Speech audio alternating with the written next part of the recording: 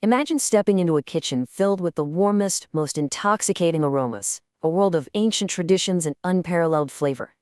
What if I told you that the stew we're diving into today has been quietly, patiently simmering in Persian kitchens for over 2.5 millennia? We are exploring Fesenjan. It's a dark, velvety, honestly, hauntingly rich piece of living history. Actually, scratch that. It's not just a recipe. It's a profound cultural ritual. And I promise you, once you experience how deeply roasted ground walnuts meld with tart pomegranate molasses, nothing else will ever be quite enough. To truly understand Fesenjan, we have to look back. I mean, way back. We're tracing its origins 2,500 years into the past, all the way to 500 BCE. This culinary masterpiece was born in the lush, green Gilan province of northern Iran. It's this incredibly fertile region right nestled near the Caspian Sea, where pomegranate and walnut trees just grow in absolute abundance. In fact, ancient Persian texts actually revered dishes made with these specific ingredients as the very symbols of perfection. I love how Chef ZiZi beautifully articulates this. She says, "This is not just food, this is living history." And it's so true. When you approach making Fesenjan, you're participating in a timeless ritual. You are literally recreating the exact same luxurious aromas that once graced the tables of ancient Persian royalty. So it requires a profound respect, a really slow pace, and an understanding that you are nurturing a legacy, step by step, right in your own modern kitchen. Section 1. The Heritage, Symbols of Antiquity. Fesenjan really isn't just an everyday meal, it's a monumental celebration dish. It holds this incredibly special place for the Persian diaspora worldwide, and of course, for international food enthusiasts who appreciate a truly deep culinary heritage. Now, the pomegranate itself carries a massive emotional weight.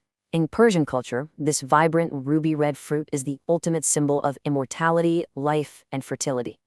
Because of this, Fesenjan is always the crown jewel of the table during major celebrations. It's prepared for Yaldanite, which celebrates the winter solstice, as well as weddings, and Nowruz, the Persian New Year. For Iranian families who might be feeling nostalgic for home, this stew is like a warm, simmering embrace of their roots and those ancient celebrations of renewal. Moving on to Section 2, the absolute foundations, rules of authentic flavor. To really honor the true Gilan method, we have to adhere to some pretty uncompromising standards.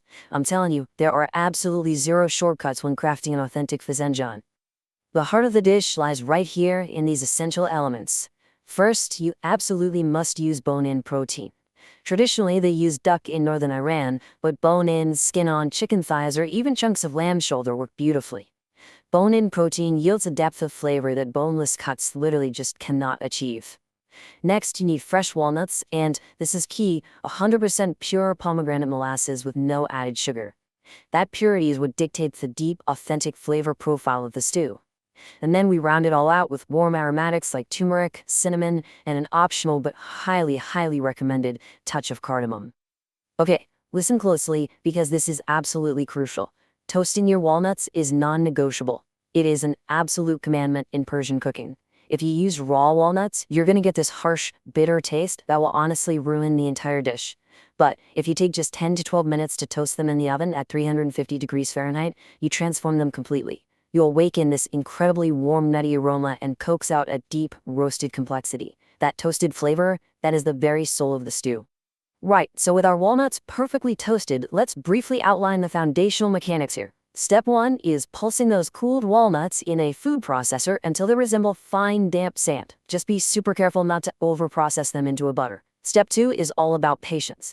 You have to cook your sliced onions over medium heat for 20 to 25 minutes until they are deeply, beautifully golden. Rushing this is such a common mistake. Barely translucent onions just aren't going to cut it. That deep caramelization provides the natural sweetness you desperately need to balance the sour molasses. And finally, step 3, you brown the seasoned bone-in chicken, making sure to leave all those gorgeous golden flavorful bits stuck to the bottom of the pot. Section 3. The alchemy, the art of the simmer. This right here is the most magical phase of the preparation. It's where the individual ingredients completely surrender their original forms and merge into this thick, dark, chocolate-like gravy. The whole pacing of the kitchen just slows down here as we rely on the gentle, quiet art of the simmer. 1.5 to 2 hours. I know, but that is the time you absolutely must dedicate to a slow, barely there simmer on the lowest possible flame your stove allows.